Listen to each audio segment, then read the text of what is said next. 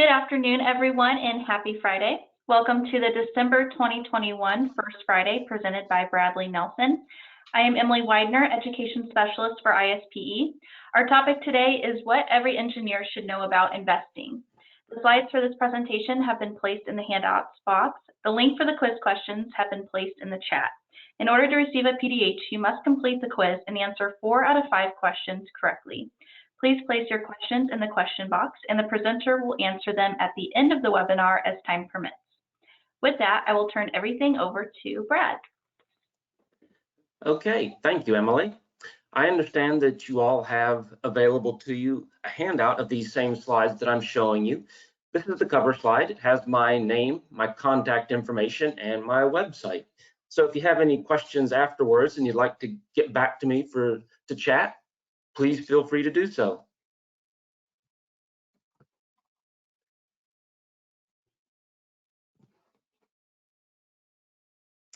Oh, technical difficulties here. There we go.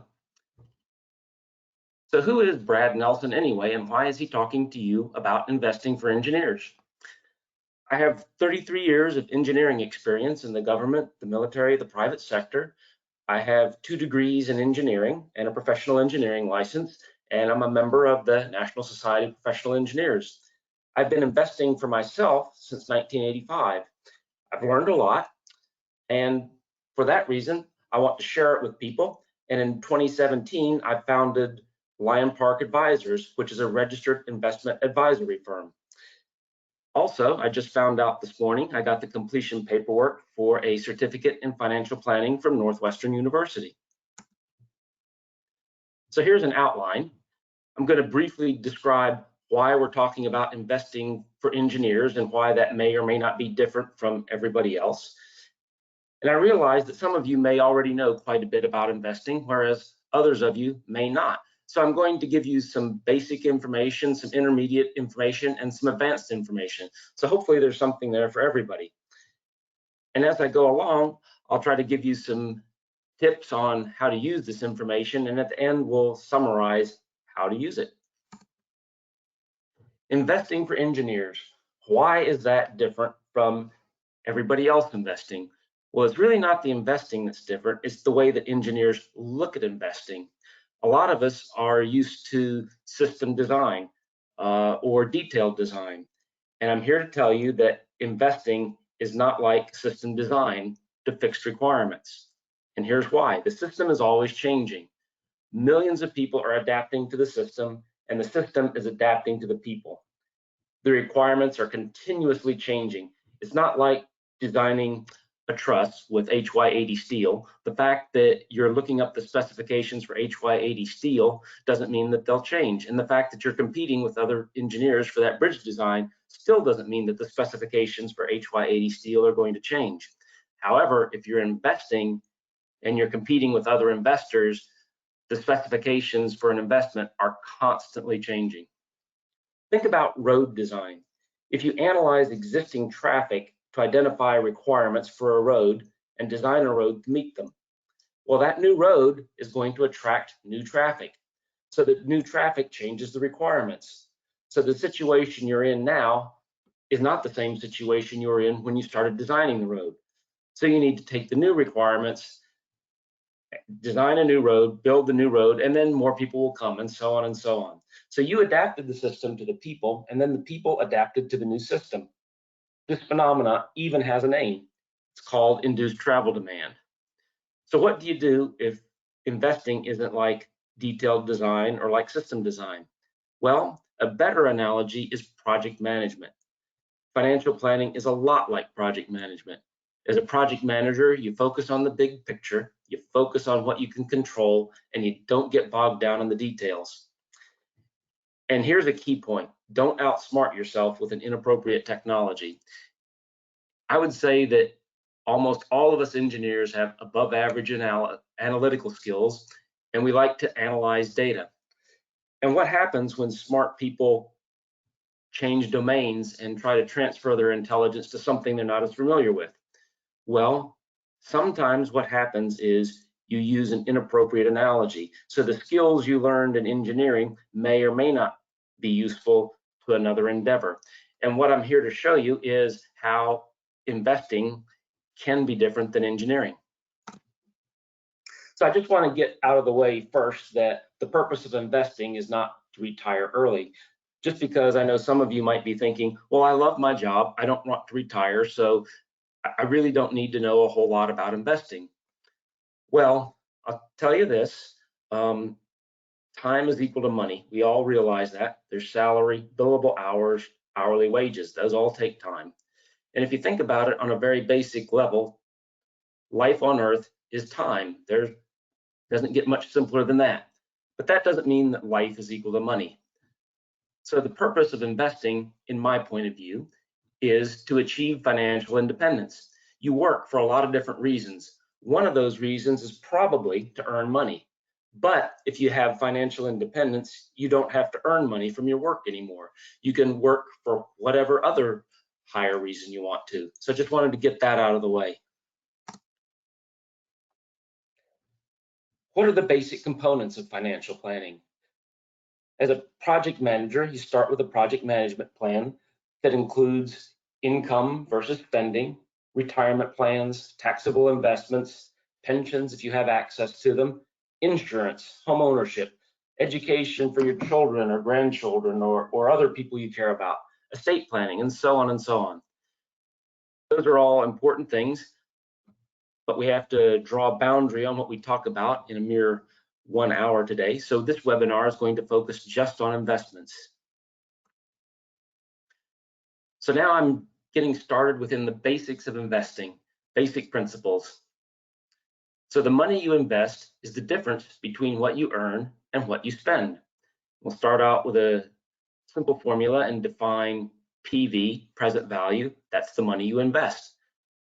V is future value. That's what your investment is worth in the future. And then here's a simple equation that illustrates the miracle of compounding. Future value is equal to present value times 1 plus I to the t, where I is the rate of return and t is equal time.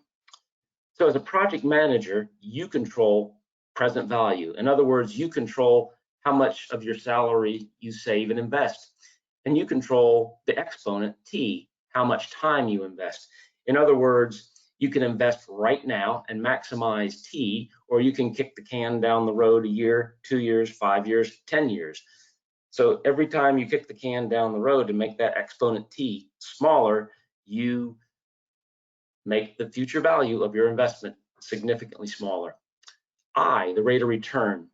You don't have as much control over I as you do over present value and time, although you can optimize it somewhat, and I'm going to show you a few things to know about that.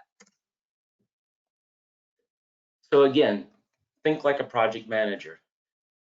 Your goal is to achieve financial independence, which means maximizing the future value of your portfolio.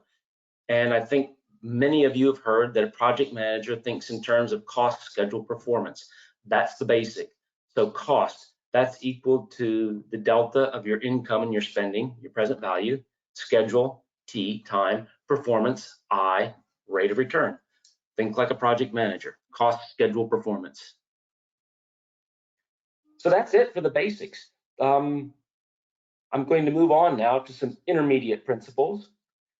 One thing I like to do is divide investments into equity and fixed income. And what do I mean by equity? I mean, it simply means business. There's a lot of different kinds of businesses and a lot of different ways to invest in them. You can own your own business, for example, or you can own income producing real estate. You can also own shares of stock in a publicly traded company. Those are all equities or businesses. On average, in about the past 20 years, we've seen about 6% annual returns from equities or business. Fixed income, there are things like savings accounts, bonds, treasury bills, money market funds. In other words, you're loaning money to somebody and they're paying you interest. Right now, it's difficult to earn a whole lot more than about 1% on fixed income. Now, there are other kinds of assets that I don't call investment assets. I call them speculative assets. Things like commodities, collectibles, raw land, cryptocurrency, internet domain names. They're speculative because they don't earn dividends or interest. They're not a business. They're only worth what someone else is willing to pay you for them. So cryptocurrency, I know a lot of people say they're investing in cryptocurrency. I would just make a semantic distinction to say, personally, I don't consider that investing, I consider it speculation. Because at the end of the day, you're not earning any dividends from cryptocurrency, you're not earning any interest from cryptocurrency, you're counting on someone else being willing to pay you for it. So that's the difference between investment and speculation. That's my personal definition. You may have a different definition yourself, but to make myself clear, that's how I define investment versus speculation. So let's talk a little bit about equities versus fixed income. Here's a semi-log graph of investing in fixed income and in equities or businesses for the past 90 years, between 1926 and 2016. At the bottom of the graph here, what you see is due to inflation, a dollar now was worth $13 in 1926. And if you took a dollar in 1926 and invested it in treasury bills, you'd have $21 in 2016. And if you took that dollar in 1926 and invested it in long-term government bonds, you'd have about $134 in 2016. If you invested that dollar in large cap stocks, such as the S&P 500, for example, you'd have about $6,000. And if you'd invested it in small cap stocks, you'd have about $20,000. Now, one of the things I'm going to say over and over in this presentation is don't trust historical data. Why? Because the system's always changing. People are making thousands of changes every day, and the system is making thousands of changes in response to the changes people make. But nevertheless, I still think there's a takeaway here that for the long term, investing in equities or investing in business is a superior way to increase your returns and enhance your future value. Equities simply earn more than fixed income. And the reason for that is risk and reward. There's a risk that the business you invest in won't make a single dollar, whereas it's more likely if you loan a dollar to that business, you might get your dollar back, even if it doesn't earn any dividends. So what kind of returns should you expect from investing? Well, there is an unmanaged index of the 500 largest companies in America. The 500 largest companies is typically called the S&P 500. And you'll recall, of course, that future value is equal to present value times 1 plus I to the t. So for expectations, should you just solve for I, where t is equal to 90 and future value is equal to 6,000 or 21,000 or whatever? I would say no, because again, the system is always changing. So here's what I use as a thumb rule for equity returns. Real economic US growth in the past 2 decades is about 2% per year. Equities have been paying about 2% per year. In other words, the companies in the S&P 500, the 500 largest companies in the US. Inflation has been about 2%. So 2 plus 2 plus 2 is equal to 6. So my personal opinion is I think it's probably more reasonable to expect a 6% nominal return on equities than if you solve this equation above for I. And by the way, when I solved the equation, it was about 10%. I think if you solve that equation and your expectation is 10%, you're going to be pretty disappointed. So if you earn a 6% nominal return, that means after inflation, only about 4%. I looked up the return on government bonds a couple days ago, and it was about 1.5%. That's probably a pretty reasonable expectation compared to any solution you'd get by looking at historical data. But again, as I said, I think that over time, the returns of equities have consistently outpaced fixed income. You sort of have to engage in a little bit of double think here in the sense that trust the data, but don't trust the data. So we do the best we can. And also make a note here again about these speculative investments. Since they're not earning any dividends at all, I would tend to expect speculative investments to grow at a slower rate over time. And to back up a bit and look at the big picture, I would say to all of us engineers here, don't outsmart yourself by overanalyzing these historical returns. Index investing. So how do you earn that return, whatever it is, 6% over time, 10% over time? How do you earn that return on equities? You buy a bunch of stocks, right? Here's what I recommend to all of my clients. Rather than buying individual stocks, let's invest in an unmanaged index fund. And there are several companies that provide S&P 500 index funds. In other words, they buy a mixture of stocks that mirrors the S&P 500 index, those 500 largest companies in America. They're unmanaged. And by and large, the returns on these S&P 500 index funds mirror the returns of the unmanaged S&P 500 index. So that means average, right? An index fund tracks an unmanaged index. You would expect it to achieve average results. But smart people, accomplished people, they don't settle for average. That's why they're accomplished. Wouldn't you improve performance by investing only in the better stocks in the index? Yeah, that's true. But everyone else thinks so too, which drives up the prices of the better stocks. So as you continually strive to buy the better stocks and sell the inferior stocks, the price of the superior stocks goes up and the price of the inferior stocks goes down. And you're paying fees to somebody who makes the decisions about what's the better stock and what's the inferior stock. And oh, by the way, if you make any profits on these transactions, they're taxed along the way. And there are some additional transaction costs that put more drag on performance. But even with all that drag, it's simple, just invest with the smartest people. Well, if you think for a moment, some of the most intelligent, best educated, highest paid, hardest working people in the world are in the investment business. And as high performing people crowd into this space, the differences between the best people become smaller. It's a vicious circle.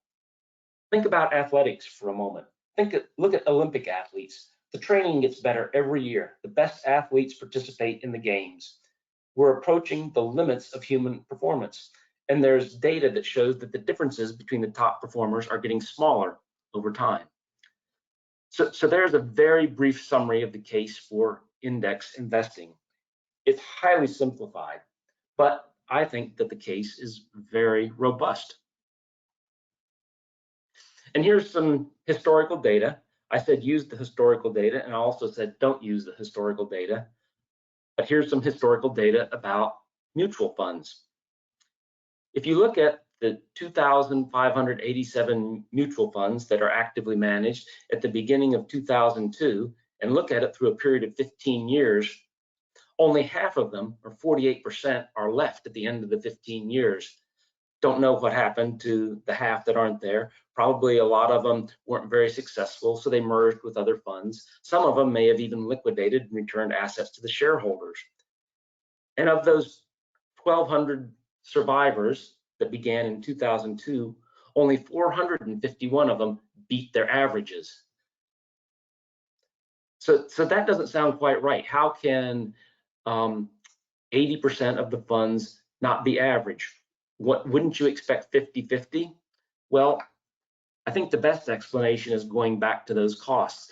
If you are actively managing to try to beat the average in a changing system, what happens is that you're paying somebody to make those decisions.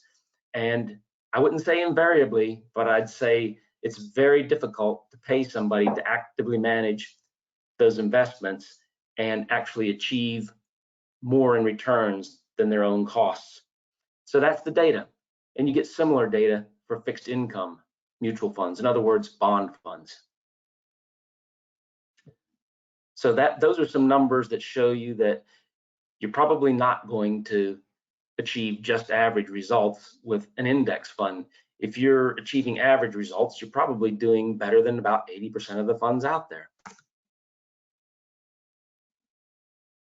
So what can you learn from historical data? I said, look at the data, but don't believe the data.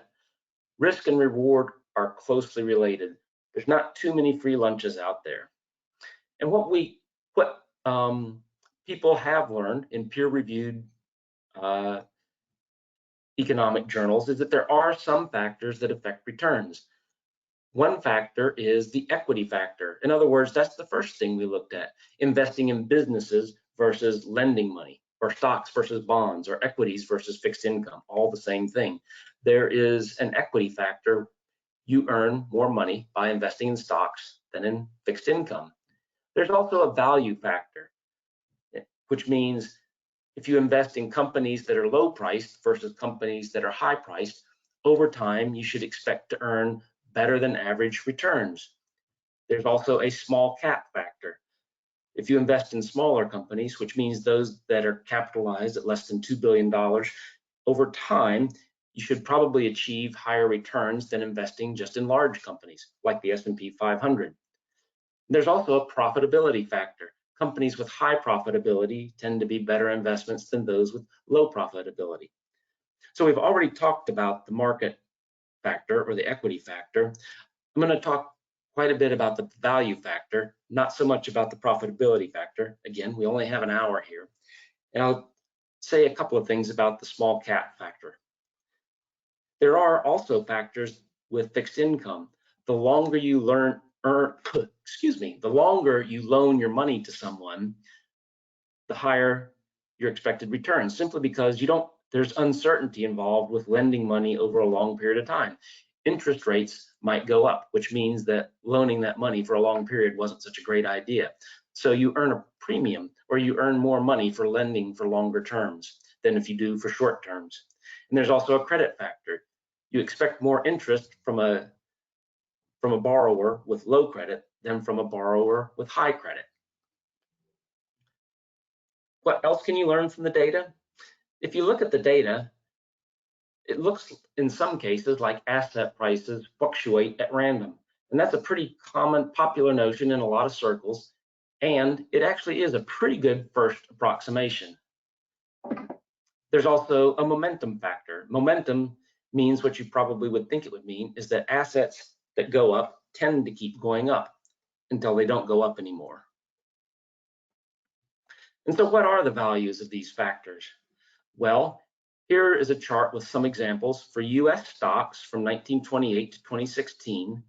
Small stocks earned 2.4% more than large stocks. In the developed markets, non-US or foreign companies, value price stocks earned 5.3% more than growth stocks in the period 1975 to 2016.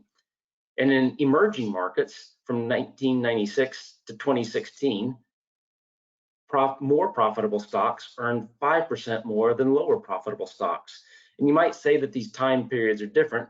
Yes, they are. And the reasons for the difference is that the data wasn't widely available for the emerging market and developed market. But these are examples anyway. And I would say that because the system is constantly changing and people are constantly changing, and everybody knows about these factors, I would not expect these factors to be as large as they are now. But some of them probably will endure, like small cap. And why is that? Because there is no free lunch. There is risk associated with returns. So what I'm going to try to show you here is small cap. Why do I think that will endure? Well, look at this small cap stock here. From the period 1926 to 1938, if you were invested in small cap stocks, you probably took a bath. A lot of these small companies disappeared from the map forever, and you probably lost piles of money trying to stay invested in small cap stocks. So that's why there's a reward for investing in small cap stocks, because there's an extra risk there. So I just wanted to make that point. I think some of these factors will endure at some level, even though the system is constantly changing and even though everybody knows about them. But the reason that they endure is probably because there's extra risk there. There's no free lunch.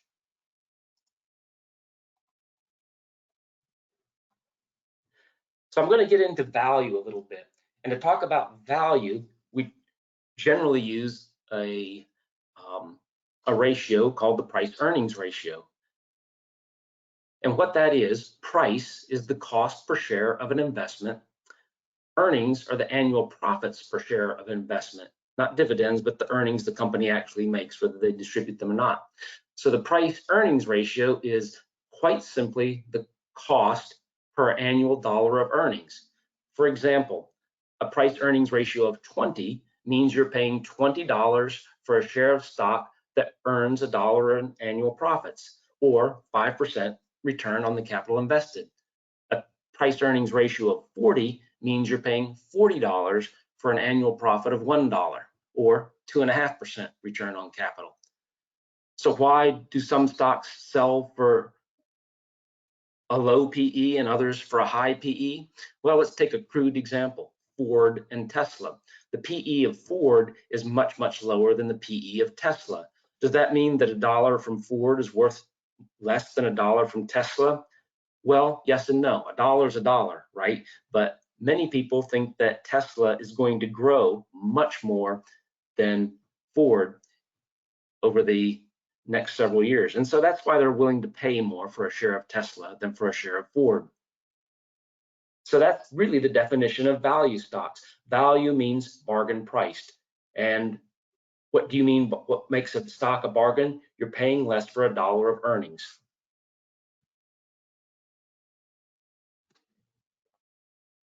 So I'm going to give you a new vocabulary word here, Paradolia. And what it's related to is human beings' ability to find patterns. As we evolved from hunter-gatherers, we were successful as a species because we used patterns. We were out hunting on the veldt or on the prairie and saw a dinner. And we didn't wait for Newton or Leibniz to invent calculus. We used heuristics and saw a pattern and acted on that pattern.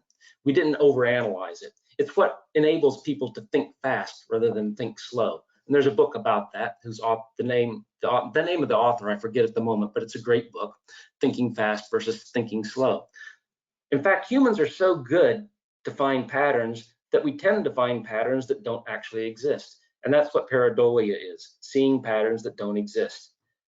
And people who are seeking to optimize their investments should be very aware of Paradolia, or seeing patterns that really don't exist. So back to value, price earnings ratio. In other words, how much are people willing to pay for a share of earnings? This is the cyclically adjusted price earnings ratio from about 1880 to the present. It's a set of data put together by Robert Shiller. You can Google Robert Shiller CAPE data and go get this data for yourself.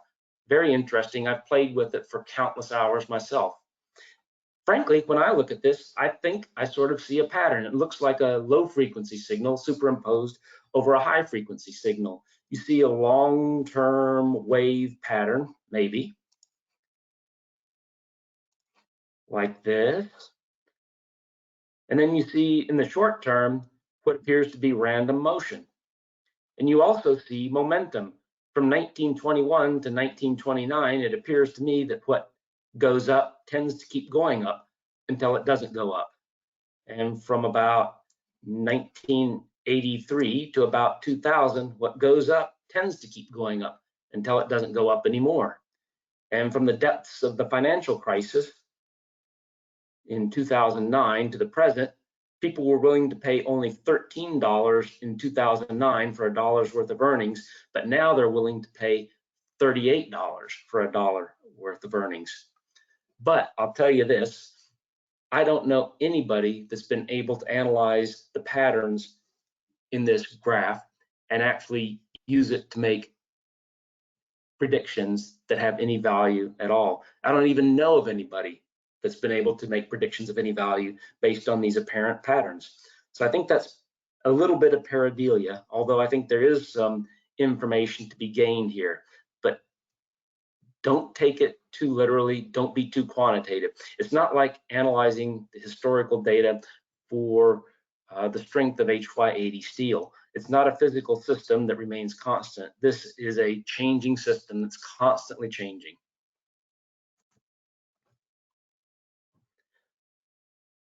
There's not too many free lunches in investing, but here's one free lunch. So you recall that future value equals present value times 1 plus I to the t. And you don't control I, the rate of return. We talked about some factors that maybe you can bump it up a little bit, but everybody knows about these factors, and you're assuming extra risk when you use these factors. But what can you do with I? Well, there's investment premiums or investment factors, but there are also investment expenses. So the rate of return I is equal to the investment returns minus the investment expenses. So here are some examples of some expenses that you can probably reduce. If you're into actively managed mutual funds, those funds have management fees. Some of them even have sales loads. You don't see that as much anymore, but some of them do. And some of them have 12B distribution expenses. So those are all three different types of expenses that you do see with mutual funds with varying degrees of size and relative appearance. Even your 401k plan, your retirement plan, it's not unusual if you read the prospectus to find that they're charging you 0.5% per year just to hold your money in addition to everything else. So 0.5% may not sound like a big deal, but if you're only earning a real return of 4%, like we talked about earlier, 0.5% over 30 years or 40 years worth of T turns out to be a pretty darn big number.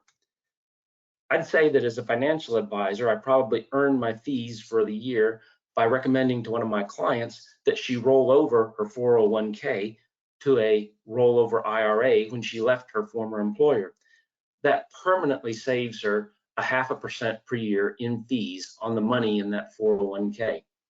Financial advisors like myself also charge fees. If you use an advisor, look at the fees they charge. We don't all charge the same thing. Brokerages charge fees to buy, sell, or hold your securities. Brokerage fees are going down a lot lately, but still read the prospectus, find out what you're paying. And here's a big one, income taxes on capital gains, dividends, and interest. You can do something about these, for example, by not trading a lot. When you trade, you generate profits, hopefully, and if you generate profits, you pay capital gains on them. So you have to think strategically about when you take your profits. And again, there could be a whole nother presentation about minimizing these expenses, especially income taxes, but we only have an hour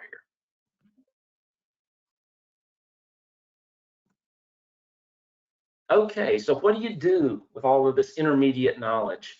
There actually are a handful of investment companies that offer factor-based index funds in addition to simply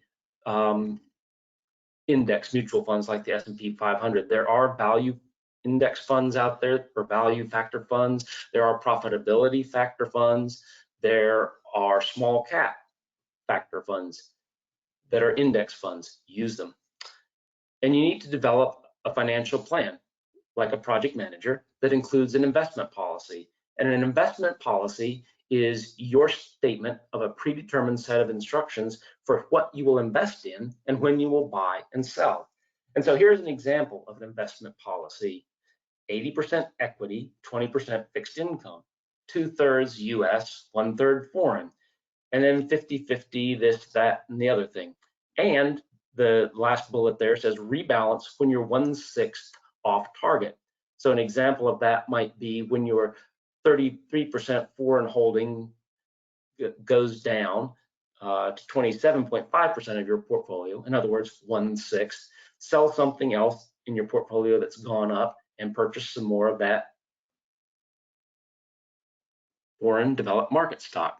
And so how do you decide on an investment policy? Well, that's a topic for another presentation, but I would like to make the point that it's widely diversified. So even though I talked about a small cap factor and a value factor, we're not investing all of our eggs in one basket here. We're diversifying. Diversification is key. And actually, this investment policy it's not the same as my own personal policy, but it's actually pretty close. It's not that far off. Okay, that's the intermediate information. Now the really good stuff, the advanced investment principles. So I picked out a couple of topics here: Monte Carlo analysis and standard distribution. As I put this presentation together, I found out that Monte Carlo analysis was developed by an atomic nuclear scientist in 1940 named Stanislaw Ulam, and he developed it to analyze the impacts of risks on a project. Well, as it turns out, financial advisors have found out about these Monte Carlo analyses as well. We all use software packages to help us calculate and illustrate our work for our clients, and nearly all of these packages, if not all of them, include a Monte Carlo simulator. So what is a Monte Carlo simulator? Well, we said that investment returns vary over time. They're not fixed numbers, they vary. And so what you do with a Monte Carlo analysis with investments is you take those variable returns of different investments at different points in your portfolio, and you randomly vary the price of those investments within certain bounds to mimic what you think are the historical bounds for random returns. And if you do this 1,000 times for 150 time periods, let's say you simulate 150 quarters of performance and you vary the returns of each investment in that portfolio randomly, you get 1,000 different lines, each with a different result. And you can sort of see a boundary here. You get an upper bound on what you would expect, and you get a lower bound. And then what you can do is say, well, I would like to be 95% sure that of those 1,000 simulations that I am in the top 5%. So 95% of the time, I would be successful in investing in the plan represented by that Monte Carlo assessment. Or you could even say I'd like to be in the 99th percentile. I would like for 99% of those random runs to show success. But there's a problem with Monte Carlo analysis. Investment returns don't vary randomly. They exhibit momentum. So you remember we looked at the price earnings ratio, the CAPE ratio. You could see from 1926 to 1929, things went up a lot until they didn't go up. And if you look from 1983 to 2000, they went up a lot until they didn't go up. Now, I said be skeptical of the data, but I would also maintain to you that those investment prices don't exhibit random behavior. I think they also exhibit momentum. Not only that, the sequence of returns is critical. 5 bad years in a row when you're in your 20s and you're accumulating wealth doesn't really matter a whole lot to your long-term return. In fact, it might even help you quite a bit. But 5 bad years in a row right after you retire, that could be completely disastrous. So we're engineers, right? We don't design for average conditions. We design for the worst case. You're designing a home for the coast of Florida. Are you going to design it to withstand the average wind speed of 15 miles an hour? Of course not. You're going to design it to withstand a hurricane. So rather than randomized returns, let's use historical series of returns, starting with particularly bad dates to run our analyses. Here's some examples of some particularly bad dates to where investments have gone down substantially over a short period of time. November 1916 to December 1920, they went down 60%. From August 87 to December 87, they went down 27%. From January 2007 to March 2009, they went down 52%. But there's problems with the fix as well as problems with the problem. Again, as I've said a few times before, just to make the point, prior year systems are not the same as future systems. The systems is always changing. So this data from 1916 to 1920 is from a system that no longer exists. It resembles the system, but there are a lot of major changes. So I wouldn't rely exclusively on this historical data. And some of these series don't even provide a long enough real sequence to use in an analysis. For example, 2007 to the present 2021, that's only 14 years worth of data. So if you try to do a simulation of a 30-year investment with 14 years worth of data, well, you run out of data. So again, and I'll say this again, don't outsmart yourself with these clever mathematical models like a Monte Carlo simulator. They provide information, but be careful about what information you think they provide you. Take the results with a grain of salt.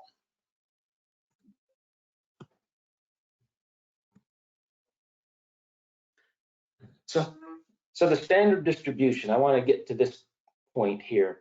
So as we looked at the graph of CAPE, the cyclically average price earnings ratio, we saw that in the short run, it went up, it went down, and in the short term, it really looked a lot like those Monte Carlo simulations, just random variations. It goes up a little bit, it goes down a little bit, it goes up a little bit, and if you run 1,000 of these variations, sometimes it goes up quite a bit before it goes down and vice versa.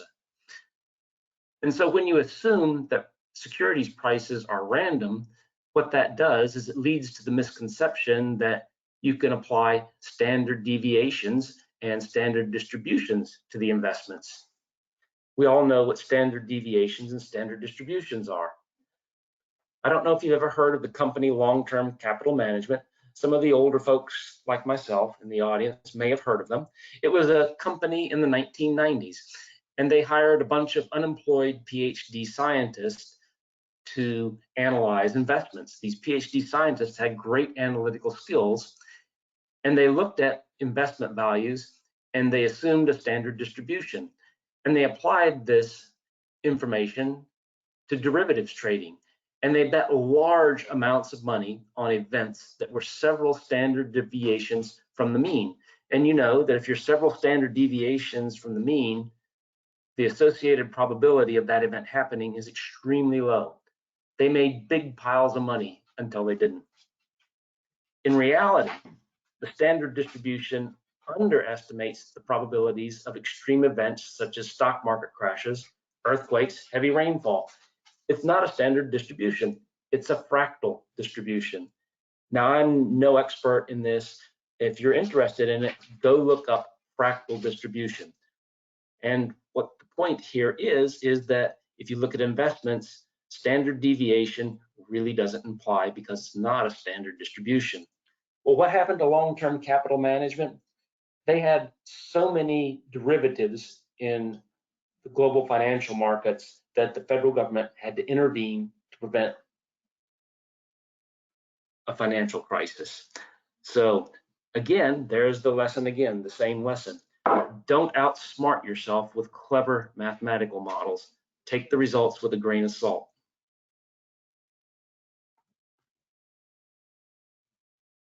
So now what? I've said, look at the data, don't look at the data. Everything's changing. Maybe you can see some patterns. How do I know what patterns to believe and which not to believe? Investment analysis and planning are full of paradox. It's a lot of doublethink. Here's what Dwight Eisenhower said: plans are worthless, but planning is everything. And so if you think about that a minute, there's even been articles written about this quote, analyzing it in great detail. But I think what it means is advanced analysis helps you understand investing better. Planning is everything. Advanced analysis is everything. But your plan with specific numbers is worthless. It's extremely unlikely that it's going to unfold exactly how you think it will. If you use precise numbers with 3, 4, 5 significant digits in a financial plan, well, you're probably kidding yourself. But does that mean that the financial plan is worthless? No, you're analyzing it and you're understanding the systems as best you can. You're putting some boundaries on it. So that planning is valuable, even though the specific plan is probably not going to come to fruition exactly as you intend. So as a project manager, you have to look at your financial independence project from multiple perspectives to bound the problem. And the more you know, the more you realize that there are some things you can't know. So that was sort of a summary, but here's an even higher level summary. The basic equation of investing is PV times 1 plus I to the T equals FV, your future value. That's an exponential function. Financial independence is like project management. Focus on the big picture and understand what is within your control. Cost, schedule, performance. Those things are in your control to certain degrees, and focus on them. Invest in businesses or equity that harnesses economic growth and earns a share of profits or dividends. Speculative assets like Bitcoin and antique cars have value only if someone else is willing to buy them from you. You can make arguments about intrinsic value or not, but the point is they don't earn dividends or interest, and the only way you're going to get your money out of them if somebody else is willing to pay you for them. They're not going to earn any money themselves. Examine the case for low-cost index investing. Don't assume that index investing yields only average results. There is a lot of baggage and a lot of overhead and a lot of cost associated with trying to be better than an index fund. So we're engineers, we're smart people, we're accomplished in our own fields, and that gives us a lot of confidence that we can do well in other fields. And that's true to a degree, but you have to be very careful about trying to transfer your intelligence from one field to another. What you think is the same pattern or a good analogy may not be. Just beware. The system in finance is always changing. People are always adapting to the system, and the system is adapting to the people. Be skeptical about historical data, precise formulas, and pretty graphs. They may not apply to the current situation. And beware of assumptions. They contain hidden risk. So that's it. Emily, I'm done. Do we have any questions? We do have a few questions. If you have any questions for Brad, please put it in the questions box for him to answer. The first question we have is, how do you factor in disruptor events like pandemics, technology, negative interest rates when projecting managing money? That's a great point, and that's why the system is unpredictable. And the way I account for those events is basically that investment policy that I showed you. The investment policy I showed you had 80% equities and 20% fixed income. Fixed income tends to go down a lot less during disruptive events. And really, I don't know what else you can do to account for disruptive events or to fireproof yourself against those disruptive events. That's where the fixed income comes in. And for fixed income, personally, I use short-term treasury bills. Corporate bonds are kind of an odd duck. When stock markets go south, sometimes corporate bonds go south also. You'd expect them to be negatively correlated, but when stock markets go down, sometimes they're positively correlated. You can buy hedges, and I've done some investigation into hedging. In other words, you could buy an option on the S&P 500 index called a put. And what that means is if the index goes down more than X%, this option gives you the right to sell your shares of that S&P 500 index at a certain price.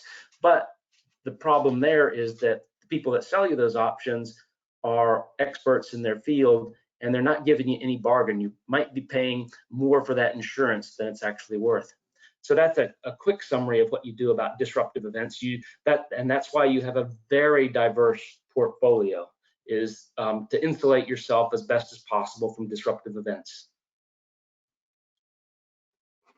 Okay, and our next question, it seems counterintuitive to invest more dollars in foreign products if foreign products are declining in value.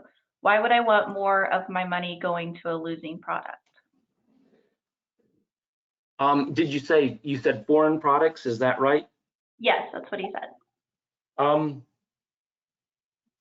I don't have an answer to that. And frankly, that's why investment policies vary. If you don't have confidence that foreign developed markets or foreign emerging markets are good businesses, then your investment policy might be that you don't want to invest globally, you just want to invest in the US.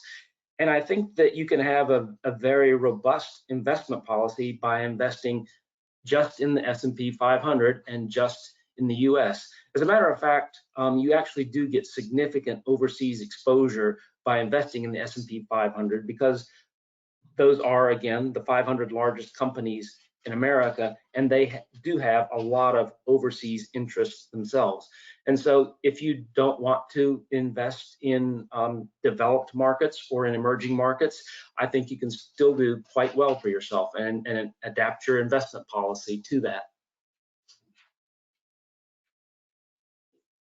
Okay. Do you recall the short periods when huge market growth occurred, like the slide you showed with drops? I do recall them. I just didn't make a slide for that. So, for example, investing at the bottom of the COVID crisis would have been an extremely profitable time to invest. Investing at the bottom of the financial crisis in 2009, actually March 2009, would have been an extremely profitable time to invest. And that's why the investment policy has a trigger in there to say when my percentages get off, then I'm going to sell what's done well and buy what's not done as well. So for example, if you had an investment policy of 80% equities, 20% fixed income, and because of the financial crisis, the equity portion of your portfolio had gone down a lot, you would no longer have an 80-20 mix. You might be something more like 60-40. I'm just pulling these numbers out of the air. I don't know what it really is. But if you have that written investment policy where you accounted for this ahead of time, you'd say to yourself, well, those equities have gone down and my percentage of fixed income has gone up. So I'm going to sell some of that fixed income and I'm going to buy some of those equities. That's how you take advantage of those downdrafts in the market, is with an investment policy. But again, the investment policy doesn't say sell all of one thing and buy all of another thing. It's a constant process of just rebalancing. So you get back to your own personal baseline. You're not exactly betting on the future. All you're doing is readjusting to current circumstances. I hope that answers the question. We could probably have a long conversation about this if you give me a call or send me an email. Yeah, and he does have his email in the slides, so they're in the handouts. We do have another question. Would you go back and explain the rule of thumb regarding expected return on equities? I will do that. Let me see here if I can. I actually didn't invent this myself. I read it from someone else, one of the best investors that I know of. It's a person named William Bernstein. He's actually a neurologist and he's written several books on investing. William Bernstein, write that name down, William Bernstein. And he's the one that actually originated this idea, or at least he's the one that I got it from. So in other words, if you look at the unmanaged index of the S&P 500, what causes that index of unmanaged stocks to go up? Well, let's say that the S&P 500, let's assume that the S&P 500 is representative of the American economy at large. So the American economy is growing at 2% per year. Therefore, you would expect the value of the business to grow at 2% per year. In addition to growing at 2% a year, the company is earning profits of 2% per year. And also inflation is 2% per year. Therefore, if you accept the S&P 500 as a proxy for the US economy at large, you would expect to see a return of 6%. The growth of the economy plus the dividends generated by the economy and plus the inflation makes for a inflated value above and return the real rate. So I would highly recommend that you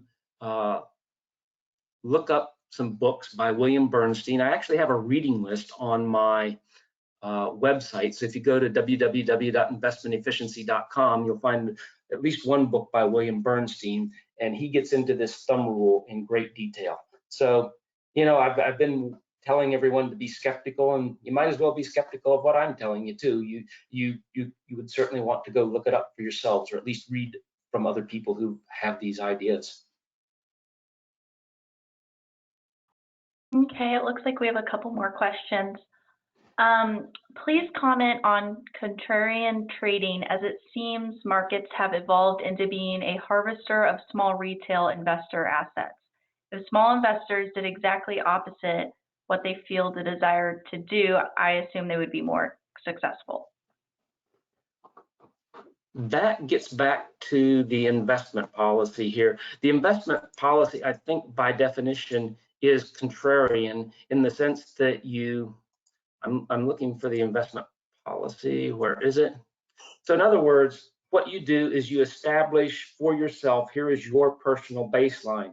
So when something goes up, that means that its percentage in your portfolio is higher, and when something else goes down, its percentage in your portfolio is lower.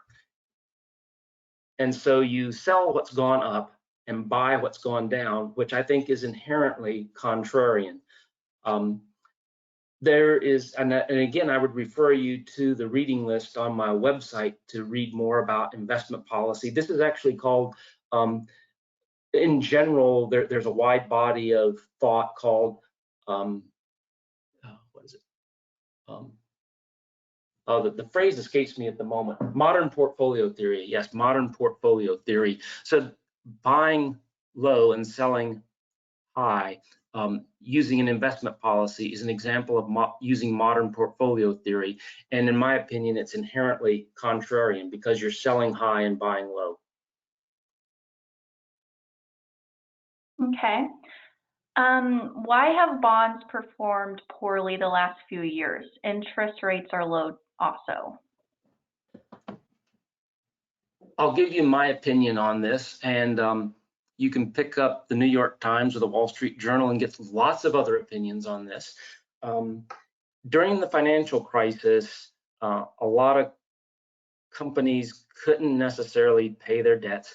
The Federal Reserve literally created a lot of new money, and the Federal Reserve bought up a lot of bonds on the open market. In fact, they're still buying bonds on the open market. So it's the simple law of supply and demand.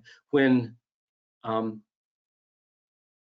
there's high demand, prices are high, and high prices for bonds equate to low interest rates for bonds. So because the Federal Reserve is buying lots of bonds with new money that they created, they're creating a huge demand. Prices have gone way, way up, and which means that interest on those bonds have gone way, way down. So that's my opinion. We are still in a hangover of the investment crisis or the financial crisis of 2008, and that's why interest rates are still so low. It's because of actions of the Federal Reserve. Now, I'm not criticizing those actions. I think that probably those actions helped prevent a depression such as the one from 1929 to 1939, but I think that's probably the simplest explanation. And again, pick up the New York Times or the Wall Street Journal, and you can get some other opinions about that as well.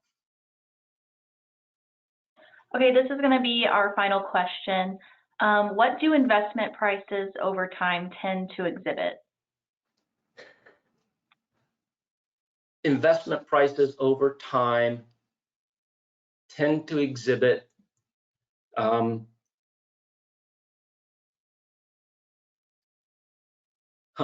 well, I think I'll go right back to my own example here. Here's what we see from 1926 to 2016. Investment bonds tend to go up a little bit over time. Investment stocks tend to go up a lot over time.